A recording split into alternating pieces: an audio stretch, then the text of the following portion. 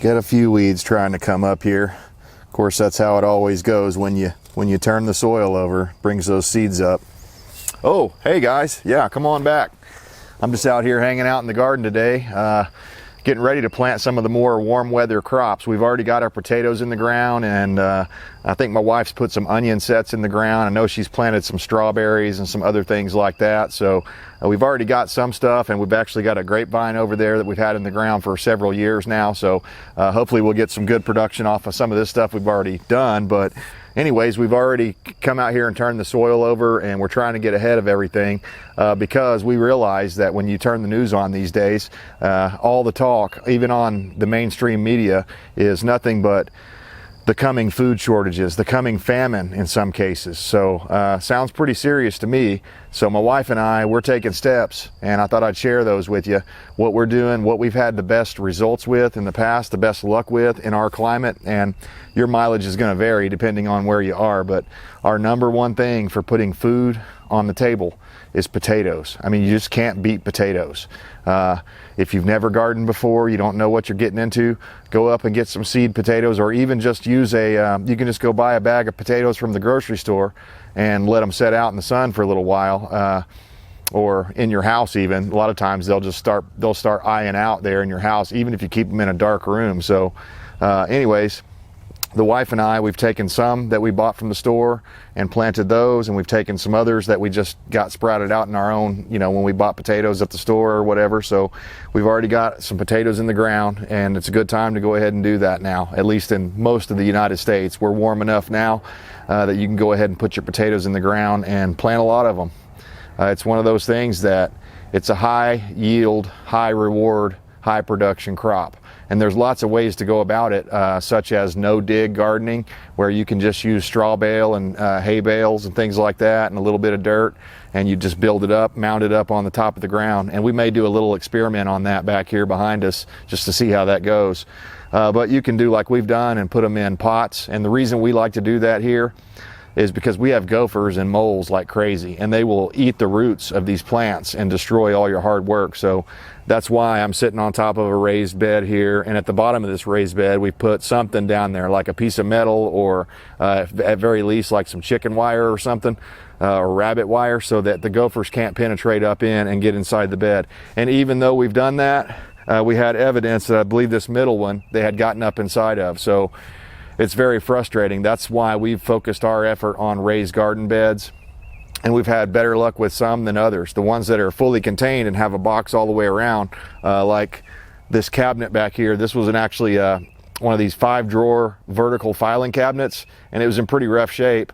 I was going to use it in my shop, but it was just too rough. The hinges didn't work right, so I pulled all the drawers out and made little I made little pots over here, a raised bed area right here, where last year we put potatoes in there, but there wasn't quite enough room in there. So this year we're going to give them a little more room, and we're probably going to put some straight in the ground and just hope for the best. Hopefully the moles and gophers won't come in and eat all of our hard work. Now, they say that those things, especially moles, just eat like the grubs and bugs and stuff like that, but they will eat certain roots, trust me. We know we've had problems with them ever since we've been in this area, and I've tried every poison, every trap, everything I can think of to get rid of them, and nothing seems to work. The poison pellets work the best. If you can find an active hole and pour those in, that works the best. I've had the best results with that, but I've tried everything, up to hooking my exhaust pipe up to a piece of flexible hose and running it down into the ground, because these things drive you nuts. And even just for basic stuff, walking through the yard, you don't want to twist your ankle on a gopher hole or whatever. So they're a very annoying nuisance creature, but we're trying to live with them as much as we can. So the best way to do it is, in my opinion, if you have gophers in your area, is just go ahead and skip trying to plant in the ground and just do raised gardens, raised beds, and put something in the bottom so that they can't crawl up inside of it. Also, it's a little easier as we age. We don't have to get down so low to the ground to pick weeds and things like that. So we really like that aspect of things.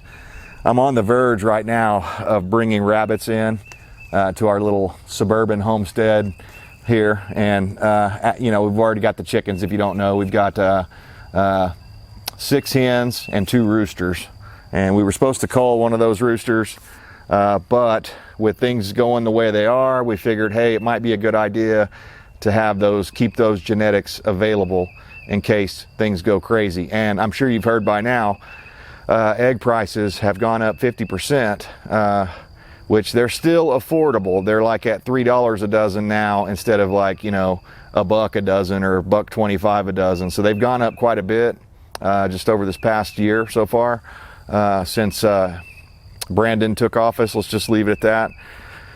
But the reason why is because there's a major avian bird flu going around, and it's so far mostly on the East Coast, but I've heard that it's gotten down into Missouri and some other areas, and they actually had to kill like 500,000 birds at a couple of these big, you know, I don't know if it was Tyson or who it was, but these big bird chicken facilities. They've had to kill a whole bunch of their flock because, you know, they're getting the bird flu.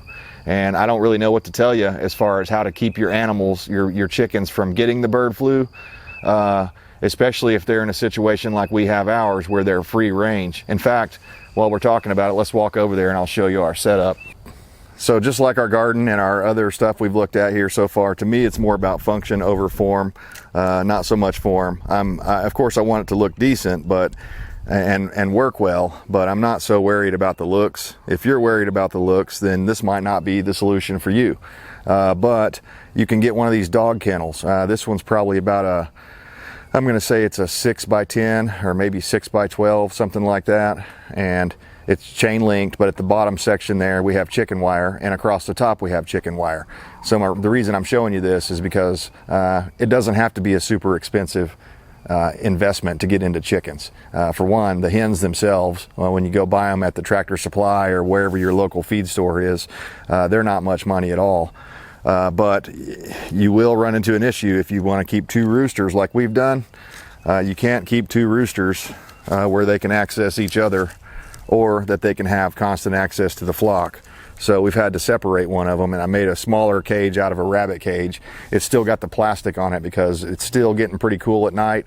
But here soon I'm going to take the plastic off the sides so that he can, you know, get some better airflow in there. But the plan is to keep him around for breeding stock, and hopefully, if everything works out right, pretty soon we should be able to try to breed these birds and see if we can actually hatch some chicks and just see how that goes. If nothing else, you know, you're probably lucky to get 3.5 years of egg laying out of these chickens I have, which are Americana and Rhode Island Red.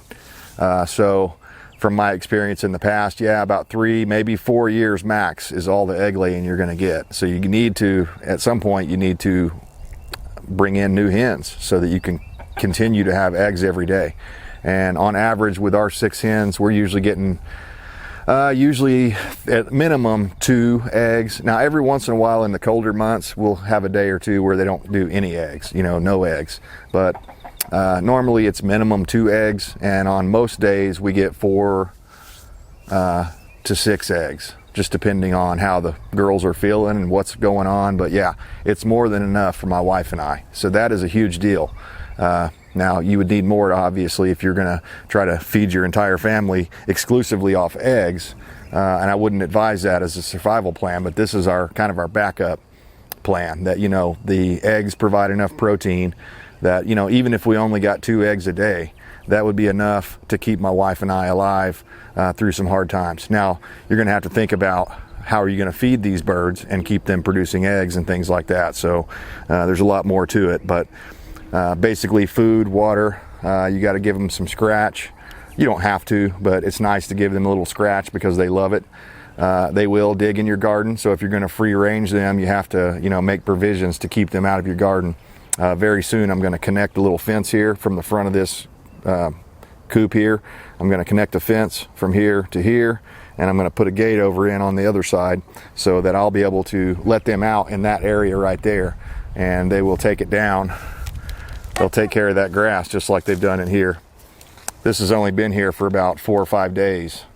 I just moved the coop over here, and they've already eaten it down to the dirt. So I could either move the coop over, which I probably will do here in a day or 2, just to make sure they're staying on fresh grass and stuff, what we call lettuce. They go around just eating this stuff. So they're a lot of fun to have, and they're not a lot of hassle. You just have to make sure they have food and water every day. And you know, the roosters obviously crow, so that can be a big negative. Let's see if I can scoot up here on them. They're usually kind of scared of things like the camera and the tripod, so they may move away.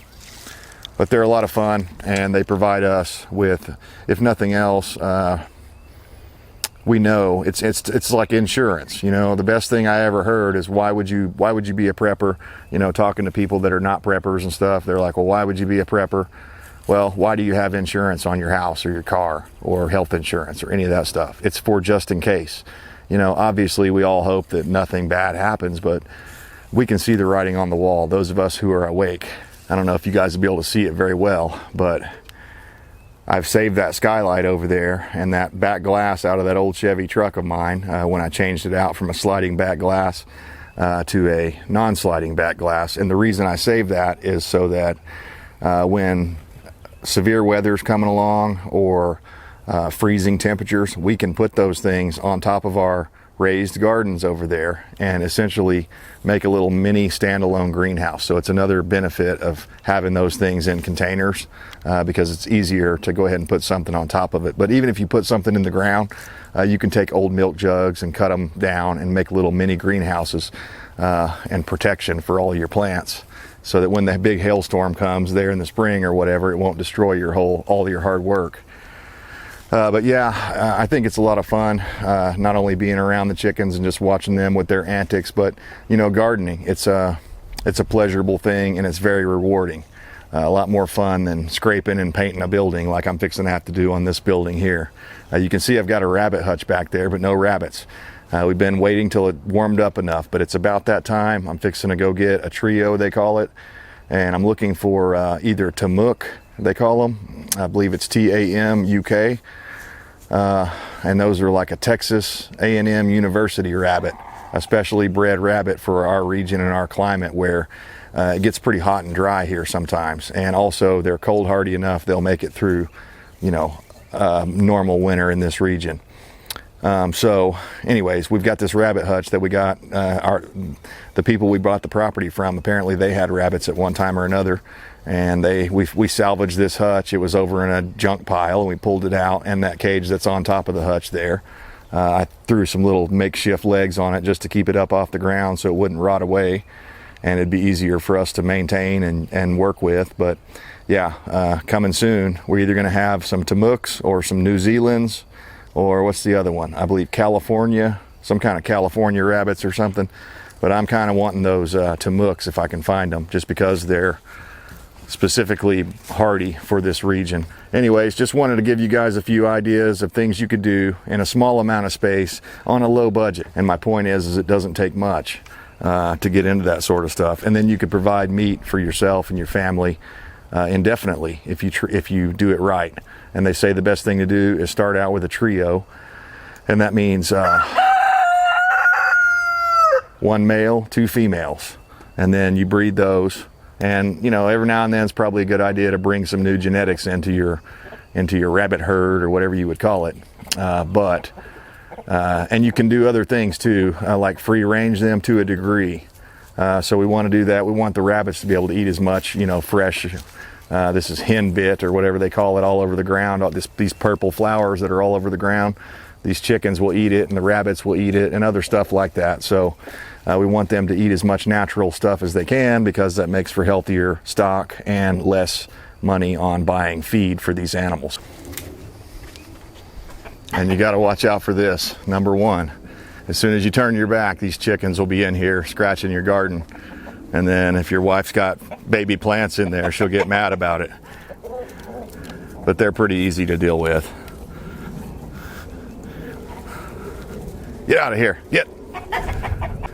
So yeah, as you can see here, on this was that big filing cabinet that I was talking about. It was a 5-drawer vertical filing cabinet, and we laid it on its back, so it's got a solid back in it. We drilled a few holes in it so that it'd be able to drain out. But it could be made to look a lot better than this. Like, for example, you could go around, for one thing, I could scrape where they had tape on it here off, and it would look a lot better just doing that.